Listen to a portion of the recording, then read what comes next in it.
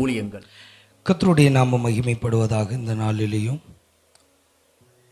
சரீரமாகிய சபை, நம்மளுடைய சபை சரீரத்தின் ஆளுமை, தேவன் நம்மளுடைய சரீரமாகிய சபையினுடைய ஆளுமைகளை குறித்து இன்றைக்கு நாம் பார்க்க போகிறோம். எபேசியரின் புஸ்தகம் 1வது அதிகாரம் 20வது வசனத்திலிருந்து 23வது வசனம் வரைக்கும் நாம் வாசிக்க கேட்போம். எல்லா துரைத்தனத்துக்கும் அதிகாரத்துக்கும் வல்லமைக்கும் கர்த்தத்துவத்துக்கும் இம்மையில் மாத்திரமல்ல மறுமையிலும் பெயர் பெற்றிருக்கும் எல்லா நாமத்திற்கும் மேலாய் அவர் உயர்ந்திருக்கத்தக்கதாக அவரை உன்னதங்களை தம்முடைய வலது பார்சத்தில் உட்கார்படி செய்து எல்லாவற்றையும் அவருடைய பாதங்களுக்கு கீழ்ப்படுத்தி எல்லாவற்றையும் எல்லாவற்றாலும் நிரப்புவருடைய நிறைவாகிய சரீரமான சபைக்கு அவரை எல்லாவற்றிற்கும் மேலாக தலையாக தந்தருளினார். ஆண்டவர் சரீரமாய் சபையின் ஆளுமைகளை குறித்து பார்க்கிறோம். எல்லா துரைத்தனங்களுக்கும் அதிகாரங்களுக்கும் வல்லமைக்கும் கர்த்தத்துவத்துக்கும் எல்லா நாமத்துக்கும் மேலே உயர்ந்திருப்பத்தக்கதாக உன்னதங்களில் அவருடைய வலது பாரிசத்தை உட்கார்ற வரைக்கும் அவருடைய பாதங்களை கீழ்ப்படுத்துகிற நாமத்தின் ஆளுகையை தேவன் நம்மளுக்கு கொடுத்திருக்கிறார். அவர் சரீரமாகிய சபையினுடைய ஆளுமை அதுதான். இன்னைக்கு சரீரமாகிய சபையாகிய நீங்கள் உங்கள் சரீரம் எல்லா துரைத்தனத்துக்கும் அதிகாரத்துக்கும் வல்லமைக்கும் கர்த்தத்துவத்துக்கு எதிர்த்து நிற்கிற காரியங்களை தேவன் நம்மளுக்கு கொடுத்திருக்கிறார். எந்த ஒரு போராட்டங்கள் பலவீனங்களை பார்த்து பயப்படுவதல்ல, கர்த்தர் உங்களை சபைக்கு தலையாய் வைத்திருக்கிறார். உங்களுடைய ஆளுமையை ஆண்டவர் கொடுத்திருக்கிற இந்த அதிகாரத்தை பார்த்து கொள்ளுங்க.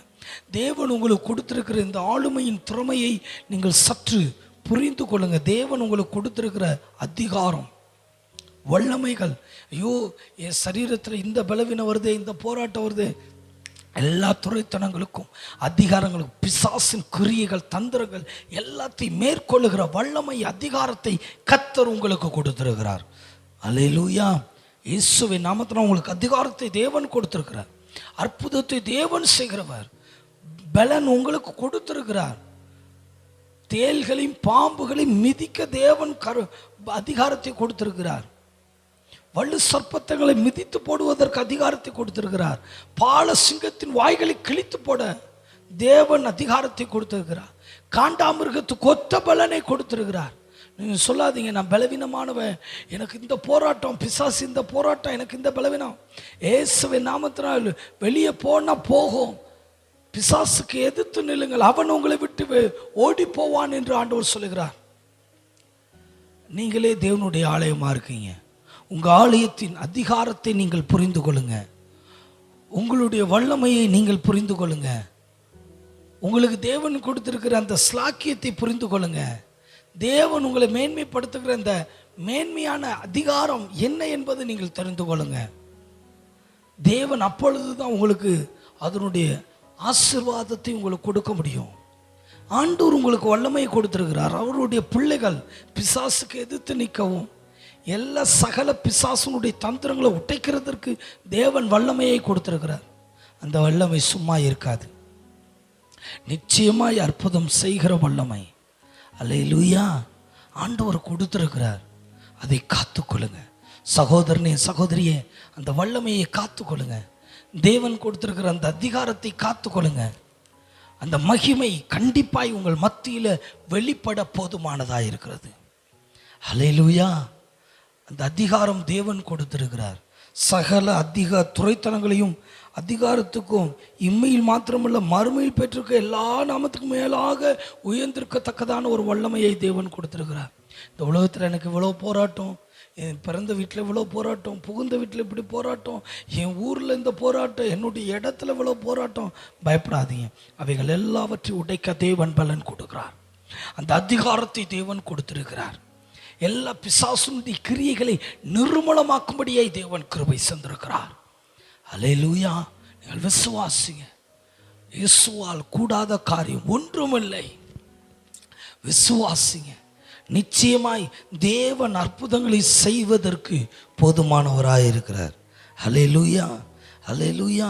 சரீரம், உங்களுடைய சரீரத்தினுடைய வல்லமை, உங்கள் சரீரத்தில் ஆண்டவர் கொடுத்திருக்க வல்லமை, பிசாசுகளை துரத்தவும் தேவன் வல்லமை கொடுத்திருக்கிறார். அக்கினி உங்கள் நாவல கொடுத்திருக்கிறார். அதை எடுத்து பயன்படுத்துங்க. பிசாசுகளை உடைக்கிறதற்கு தேவன் கிருபை செய்திருக்கிறார். அல்லேலூயா. அதனால் இப்படிப்பட்ட கிருபை வரங்களை குறித்து நாம் சரியாய் புரிந்து கொள்ள வேண்டும். எந்த போராட்டத்தை குறித்து நீங்கள் பயந்து நிற்க தேவையே இல்லை. தேவன் உங்களுக்கு ஜெயம் கொடுக்கிறதற்கு போதுமானவராயிருக்கிறார். மார்க்குவின் புஸ்தகம் 14வது அதிகாரம் 58வது வசனம் 59வது வசனத்தில் வாசிக்கிறோம். அவருக்கு விரோதமாய் பொய் சாட்சி சொன்னார்கள். அப்படி சொல்லியும் அவர்கள் சாட்சி ஒவ்வாமல் போயிற்று என்று பார்க்கிறோம். இந்த இடத்துல பாருங்க, கிறிஸ்துவை சிலுவையில் அடிக்கிறதற்கு பல விதமாய் பொய் சாட்சிகளை உருவாக்குறாங்க. அது எதுவுமே ஒவ்வொல, அவங்க சொல்லுகிற எதுவுமே நடக்கல. நல்லா தெரிஞ்சுக்கோங்க, உங்களுக்கு விரோதமாக யார் எது சொன்னாலும் சரி, எதுவும் நடக்காது. உங்களுக்கு விரோதமாக எத்தனை பேர் எப்படிப்பட்ட காரியங்களை சொல்லி வந்தாலும் பயப்படாதீங்க. கர்த்தர் உங்களுக்கு ஜெயத்தை தரப்போதுமானவராயிருக்கிறார். அது எதுவுமே ஒவ்வாது. அவைகள் எல்லாவற்றையும் ஜெயிக்கிறதற்கு அதிகாரத்தை தேவன் கொடுத்திருக்கிறார். அல்லேலூயா, அல்லேலூயா. ஐயோ, எனக்கு விரோதமாக இவன் இப்படி சொல்லிட்டான், நான் செய்யாத தப்பை இப்படி செஞ்சு சொல்லிட்டான், இப்படி எனக்கு விரோதமாக அவதூறு பரப்பிட்டாங்க, நான் என்ன செய்வேன்? கவலைப்படாதீங்க. கர்த்தருடைய வல்லமை உங்களோடு கூட இருக்கிறது. கர்த்தருடைய அதிகாரம் உங்களோடு கூட இருக்கு. எல்லா துரைத்தனங்களை நிர்மூலமாக்குறதற்கு தேவன் கிருபை பாராட்டுகிறவர்.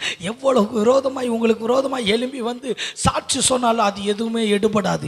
யார் உங்களை தள்ளி விடணும்னு நினைச்சாலும் அது எடுபடாது. எத்தனை பேர் உங்களை குழிக்குள்ள தள்ளணும்னு நினைச்சாலும் சரி, யாழியும் சேற்றில் இருக்கும் பொழுதும் கர்த்தர் உங்களை கரம் பிடித்து தூக்கி எடுக்க போதுமானவராயிருக்கிறார். அவர் அற்புதத்தின் தேவன். உங்களுக்கு விரோதமாக யார் என்ன சொன்னாலும் சரி, பயப்படாதீங்க.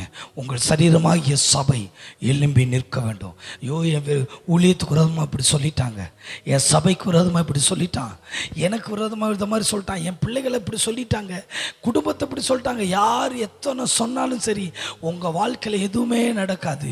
ஏனென்றால் அவங்க கூட இருக்கிறவர் கர்த்தர்.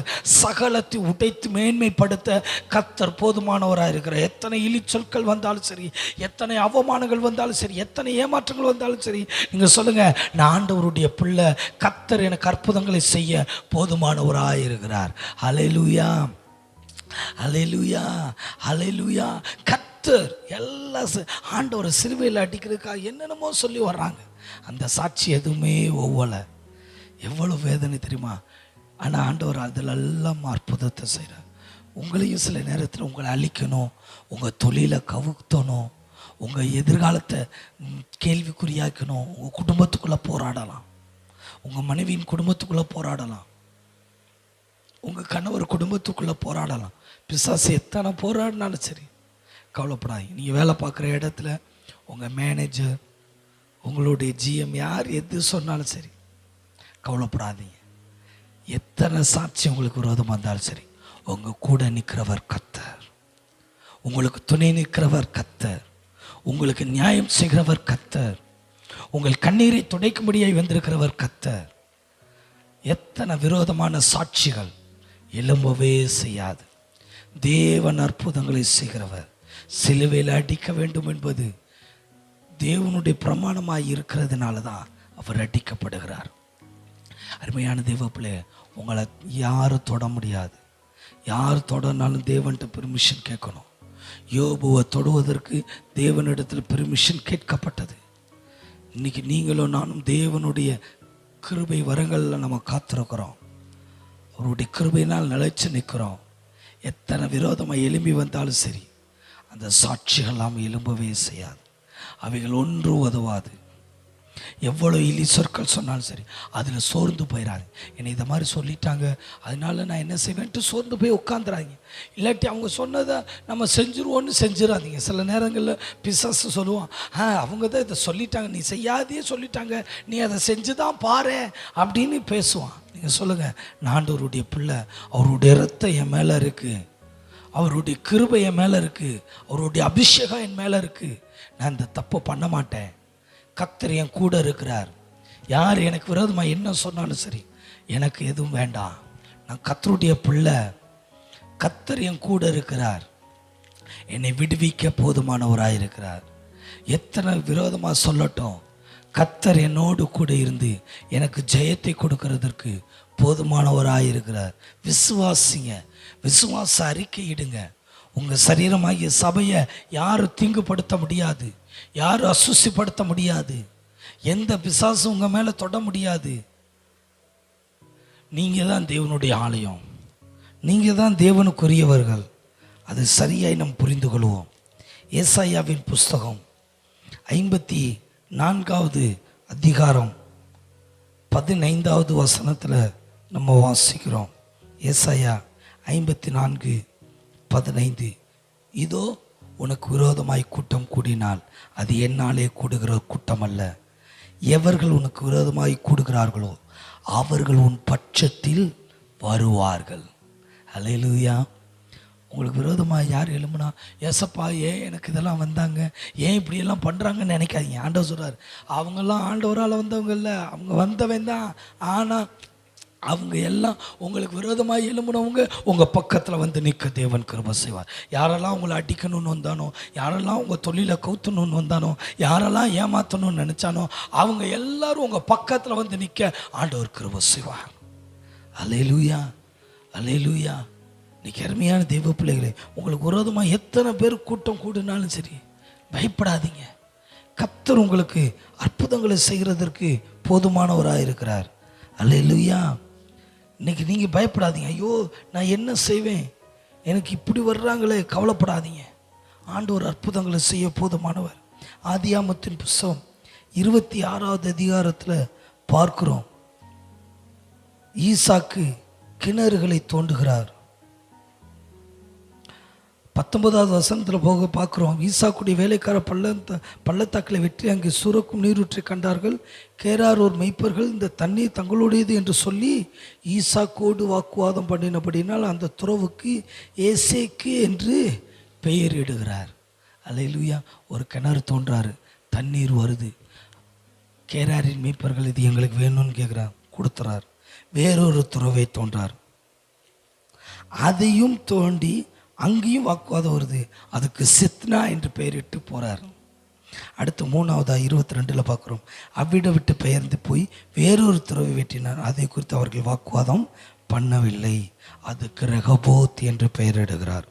அல்லது அது நாம் தேசத்தில் பழுகும்படிக்கு இப்பொழுது கர்த்தர் நமக்கு இடம் உண்டாக்கின என்று சொல்லி அதுக்கு ரெகபோத், பழுகி பெறுகிற ஒரு கிருபை. அருமையான தெய்வ பிள்ளைகளை, நீங்கள் நினைக்கலாம், நான் செய்கிற எல்லாத்தையும் முட்டுக்கட்டை போடுறாங்க, கவலைப்படாதீங்க. எத்தனை முட்டுக்கட்டை போட்டாலும் சரி, அதை தூக்கி எறிஞ்சு விட்டுட்டு போயிட்டே இருங்க. அடுத்த ஆண்டவர் உங்களுக்கு அற்புதம் செய்வார். 2 கிணறு தோன்றார், 2யுமே கேட்குறாங்க. கேராரின் மெய்ப்பர்கள் கொடுக்குறார். ஆனால் 3வது தோன்றாரு, மறுபடியும் நீரூற்று வருது. அங்கே ரெகபோத் என்று பெயரிட்டு இது பழுகி பெருகும் என்று சொல்லுகிறார். நல்லா தெரிஞ்சுக்கோங்க, எத்தனை பேர் ஓட்டுக்கிறாங்களோ அந்த இடத்துல நீங்கள் பெருகுவீங்க. எத்தனை பேர் உங்களை கொட்டுறாங்களோ அந்த இடத்துல நீங்கள் உயர்வீங்க. எத்தனை பேர் உங்களை ஏமாத்துறாங்களோ அந்த இடத்துல கர்த்தர் உங்களை உயர்த்துவார். எந்த இடத்துல தலை குனிஞ்சு நிற்கிறீங்களோ அதே இடத்துல கர்த்தர் உங்களுடைய தலைகளை உயர்த்த போதுமானவராக இருக்கிறார். எந்த இடத்துல நீங்கள் அவ்வளவுதான் ஒன்றும் இல்லை என்று பிசாசு நினைக்கிறானோ அதே இடத்துல கர்த்தர் உங்கள் தலைகளை உயர்த்தி உங்களை மேன்மைப்படுத்தி ஆசீர்வதிக்க போதுமானவராக இருக்கிறார். பயப்படாதீங்க. ஈசாக்கிட கேராரின் மெய்ப்பர்கள் வந்து அப்படிதான் பண்ணுகிறாங்க. ஒவ்வொரு துறவாய் வாங்குறாங்க. பரவாயில்ல, எல்லாத்தையும் கொடுக்குறான். வச்சுக்கோ, எனக்கு கர்த்தர் தருவார். ஏன் தெரியுமா? அவனுக்கு தெரியும் என்னுடைய சரீரத்தின் சபை, சரீரமாகிய சபை தேவனுடையது. தேவன் என்னோடு கூட இருக்கிறார். நான் கையிட்டு செய்கிற காரியம் எனக்கு ஆசீர்வதிக்கப்படும் என்று அவர் தைரியமாய் ஓடுகிறார். இன்னைக்கு நிறைய நேரத்தில் யாராவது உங்களை ஏமாத்துட்டா, ஏதாவது பண்ணிட்டா உடனே கலங்குறோம். ஐயோ எனக்கு அவ்வளவுதான், நான் என்ன செய்வேன், என் லைஃப் போச்சே, என்னுடைய காரியங்கள்லாம் முடிஞ்சு போச்சே என்று சொல்லி கலங்குறோம். கவலைப்படாதீங்க, உங்க கூட கர்த்தர் இருக்கிறார். உங்களுக்கு ஜெயத்தை தர கர்த்தர் இருக்கிறார். உங்களை விடுவிக்க கர்த்தர் இருக்கிறார். அவர் அற்புதங்களை செய்வதற்கு போதுமானவராக இருக்கிறார். எந்த மெய்ப்பர்கள் வந்து அவனிடத்தில் போராடினாங்களோ அவங்களே மறுபடியும் 28வது வசனத்தில் பார்த்தீங்கன்னா, ஆதியாகமம் 26:28 அந்த ஜனங்கள் வந்து சொல்கிறார், நிச்சயமாகவே கர்த்தர் உன்னோடு இருக்கிறார் என்றும் கண்டோம். ஆகையால் எங்களுக்கு உமக்கு ஒரு ஆணை ஏற்பாடு உண்டாக வேண்டும் என்று நாங்கள் நிர்ணயம் பண்ணினோம். நாங்கள் உம்மை தொடாமல் நன்மையையே உமக்கு செய்து உம்மை சமாதானத்தோடு அனுப்பிவிட்டது போல நீரும் எங்களுக்கு தீங்கு செய்யாதபடிக்கு உம்மோடே உடன்படிக்கை பண்ணி கொள்ள வந்தோம். நீர் கர்த்தரால் ஆசீர்வதிக்கப்பட்டவராமே என்றார்கள். அல்லேலூயா. ஒடுக்கின ஜனங்கள் சொல்கிறாங்க, நீர் கர்த்தரால் ஆசீர்வதிக்கப்பட்டவர்கள். யாரெல்லாம் நொறுக்குனாங்களோ, யாரெல்லாம் அவருக்கு இழிவு உண்டாக்குனாங்களோ அவங்களே வந்து சொல்கிறாங்க, நீர் கர்த்தரால் ஆசீர்வதிக்கப்பட்டவர். நிச்சயமா கர்த்தர் நம்ம கூட இருக்கிறார். நிச்சயமா கர்த்தர் நம்ம கூட இருக்கிறத புறஜாதியினர்கள் தெரிஞ்சு கொள்வாங்க.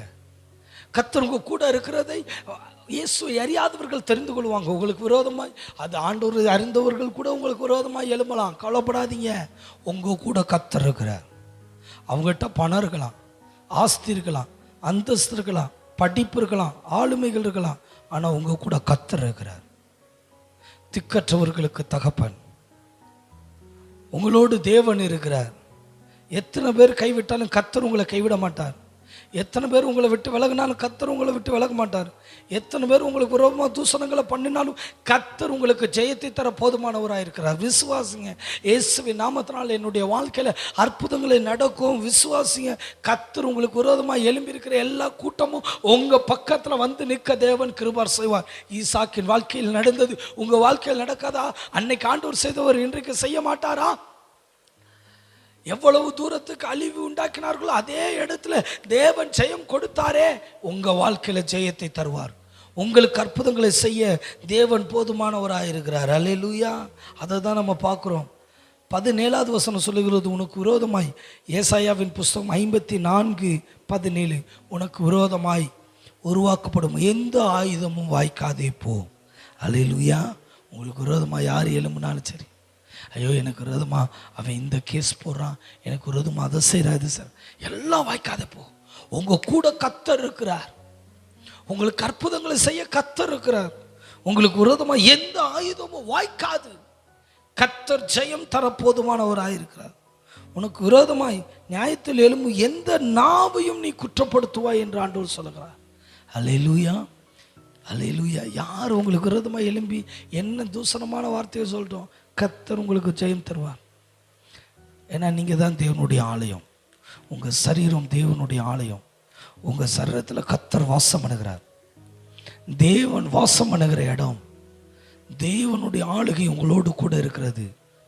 அவருடைய ஆளுகை உங்கள்கிட்ட இருந்துச்சுன்னா, அண்ட சராசரங்களை படைத்து பாதுகாத்து வழிநடத்தி வருகிற சர்வ வல்லவருடைய கிருபை உங்களோடு கூட இருக்கிறதுனால சகலத்தை மேற்கொள்ள தேவன் கிருபை செய்வார். நியாயத்தில் எழும்பும் எந்த நாவை நீ குற்றப்படுத்துவாய். நீ இது கர்த்தருடைய ஊழியக்காரரின் சுதந்திரம், என்னால் உண்டான அவருடைய நீதியுமாய் இருக்கிறது என்று கர்த்தர் சொல்கிறார்.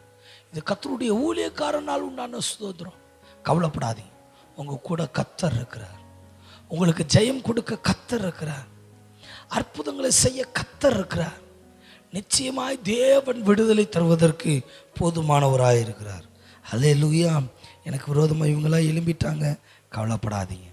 அவங்கெல்லாம் உங்கள் பட்சத்தில் வந்து உங்கள் கூட இருக்கிறதற்கு தேவன் கிருபை செய்வார்.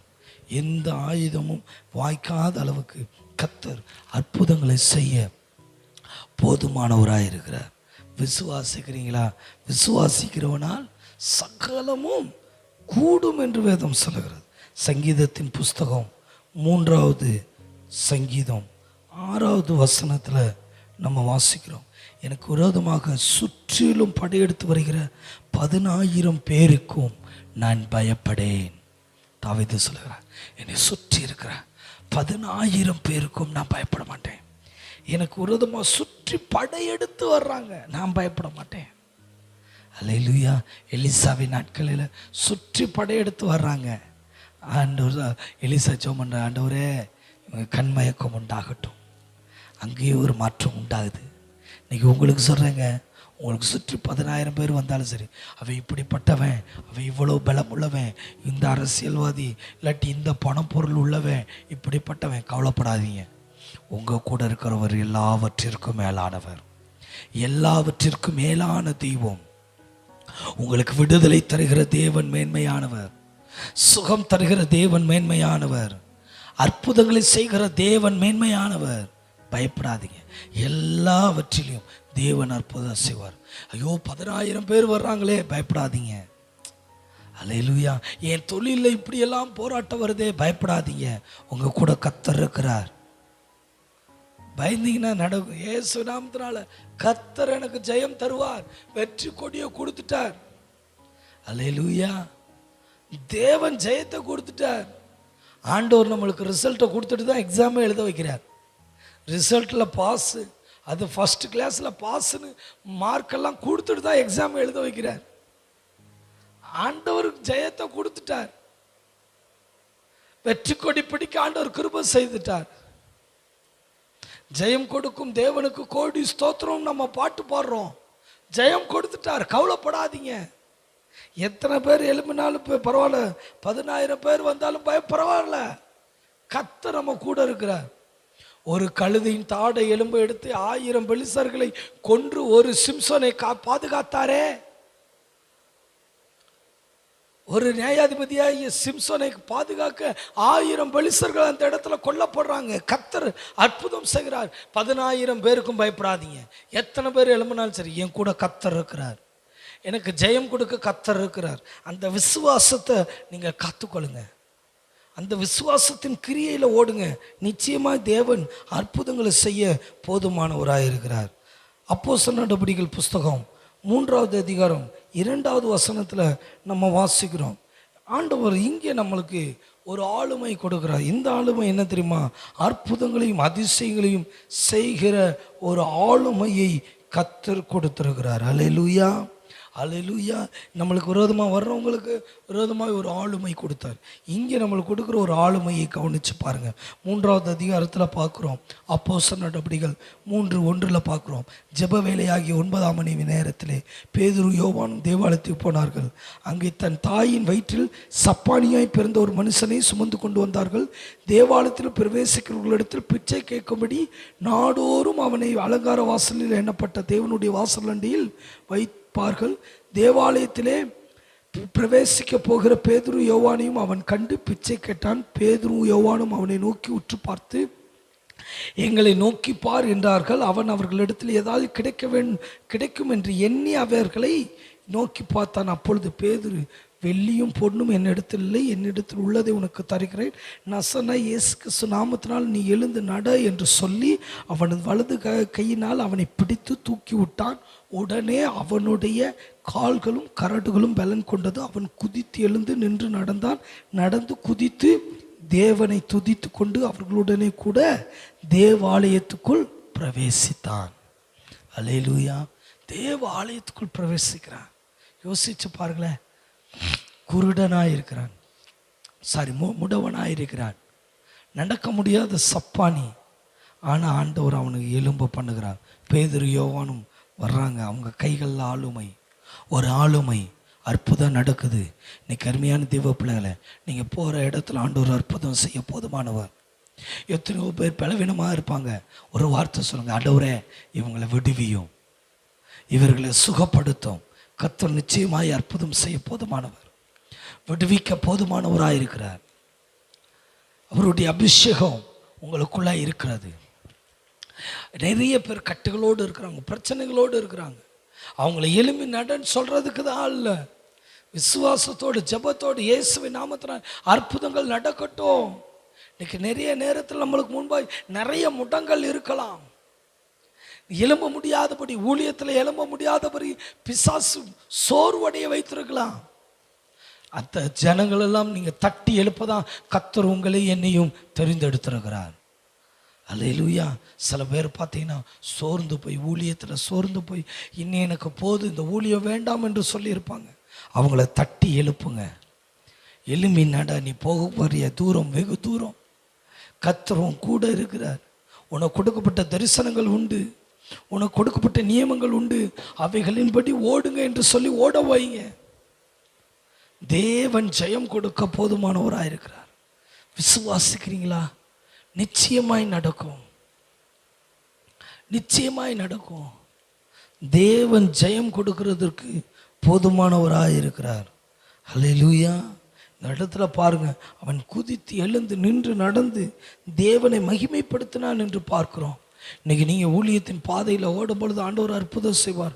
உங்கள் சபையில் அற்புதம் செய்வார். நீங்கள் ஆராதிக்கிற ஆராதனையில் தேவன் அற்புதங்களை செய்வார். நீங்கள் பாடும்போது, ஒர்ஷிப் பண்ணும்போது, மெசேஜ் கொடுக்கும்போது ஆண்டவர் அற்புதங்களை செய்ய போதுமானவராக இருக்கிறார். இன்னைக்கு ஆண்டவருடைய கிருபை வரங்களை வெளிப்படுத்துவதற்கு ஆண்டவர் உங்களை கேட்கிறார். அந்த ஆளுமை உன்னிடத்தில் இருக்கு, அந்த அதிகாரம் உன்னிடத்தில் இருக்கு.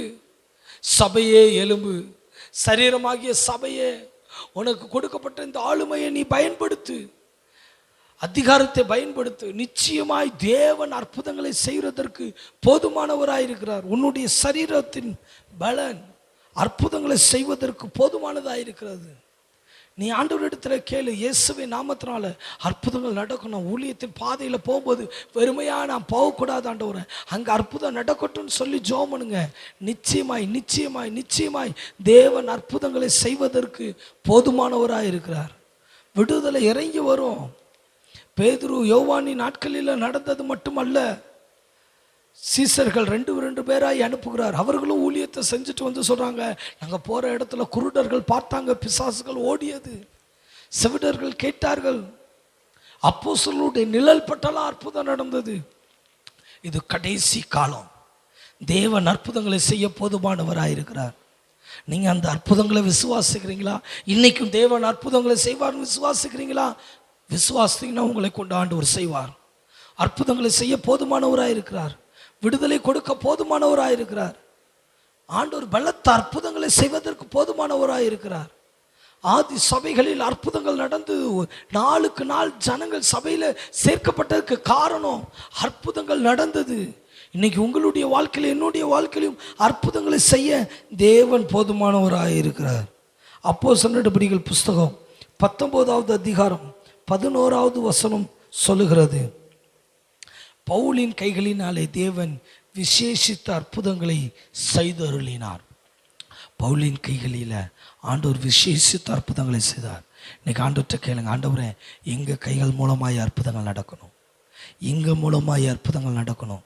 எங்கள் கிராமத்தில் நாங்கள் ஊழியம் செய்கிற இடத்துல, நான் வேலை பார்க்குற இடத்துல அற்புதம் நடக்கணும். வேலை பார்க்குற இடத்துல எத்தனை பேர் பலவீனமாக இருக்காங்க, அவங்களுக்கு அற்புதம் நடக்கணும். ஜெபம் பண்ணுங்க. எத்தனை பேர் ஆஸ்பத்திரியில் பணம் செலவு பண்ணிக்கிட்டு இருக்காங்க, ஆண்டவரே அற்புதத்தை செய்யும். ஆண்டவர் உங்களுக்கு அந்த ஆளுமையை கொடுத்திருக்கிறார், அந்த ஆளுமையை கொடுத்திருக்கிறார், அந்த அதிகாரத்தை கொடுத்திருக்கிறார். இயேசுவின் நாமத்தினால் என்னுடைய சரீரத்தில் சரீரமாகி சபையில் எனக்கு கொடுத்துருக்க அந்த ஆளுமை வெளிப்படட்டும். நீங்கள் கேளுங்க. நிச்சயமாய் நிச்சயமாய் நிச்சயமாய் அந்த வல்லமை வெளிப்படுவதற்கு தேவன் போதுமானவராயிருக்கிறார். அற்புதங்களை செய்கிறதற்கு தேவன் போதுமானவராயிருக்கிறார். அவருடைய சபைகளில் தேவன் விடுதலை கொடுக்கிறதற்கு போதுமானவராயிருக்கிறார். சரீரமாகிய சபை அற்புதத்தை பெற்றுக்கொள்ளணும். ஆண்டவரை கேளுங்க. ஆண்டவர் அந்த சரீரத்துக்கு அற்புதத்தை பெற்றுக்கொள்வதற்கு தேவன் கிருபை செய்வார். அப்புறம் இன்னைக்கு நம்ம பார்க்குறோம், சரீரமாகிய சபையினுடைய ஆளுமை, எவ்வளோ பெரிய ஆளுமையை ஆண்டவர் கொடுத்துருக்கார். இனிமேல் நீங்கள் தான் தேவனுடைய ஆலயம். இனிமேல் நீங்கள் நினைக்காதீங்க, நான் சாதாரண ஆள், என்கிட்ட ஒன்றுமே இல்லை, என்கிட்ட எந்த அதிகாரமும் இல்லை நினைக்காதீங்க. உங்களுக்கு சகல அதிகாரங்களை கொடுத்துருக்காரு. துறைத்தனங்களை, வல்லமைகளையும், வானமண்டல பொல்லாத ஆளுமைகளையும் நிர்மூலமாக்க தேவன் ஆளுமையை உங்களுக்கு கொடுத்துருக்கிறார். உங்களுக்கு விரோதமாக எத்தனை பேர் எழும்பினாலும் தேவன் உடைக்க போதுமானவர். 10,000 பேர்களுக்கு ஒரு எழும்பினாலும் தேவன் உங்களுக்கு அற்புதம் செய்ய போதுமானவர். நீங்கள் கையிட்டு செய்கிற எல்லா காரியங்களையும் அற்புதம் செய்கிறவர், எல்லா இடத்துலையும் விடுதலை கொடுக்க போதுமானவர். நீங்கள் விசுவாசிங்க, நிச்சயமாய் நடக்கும். கர்த்தர் அற்புதங்களை செய்ய போதுமானவராக இருக்கிறார். தேங்க்யூ. God bless you. நமது திருச்சபையின் ஆராதனை நேரங்கள்: பரிசுத்த ஆராதனை ஞாயிறு தோறும் காலை 9 மணிக்கும், நற்செய்தி கூடுகை முதல் ஞாயிறு தோறும் மாலை 6 மணிக்கும், வீட்டு கூட்டங்கள் செவ்வாய்க்கிழமை தோறும் மாலை 7 மணிக்கும், சுகமளிக்கும் ஆராதனை புதன்கிழமை தோறும் மாலை 7 மணிக்கும், தேசத்திற்கான ஜெபம் வியாழக்கிழமை தோறும் மாலை 7 மணிக்கும், உபவாச ஜெபம் வெள்ளிக்கிழமை தோறும் காலை 10 மணிக்கும் நடைபெறும். எங்களோடு இணைந்து நம்முடைய தேவனாகிய கர்த்தரை ஆராதிக்க வாருங்கள். எங்கள் முகவரி: பாஸ்டர் எஸ்.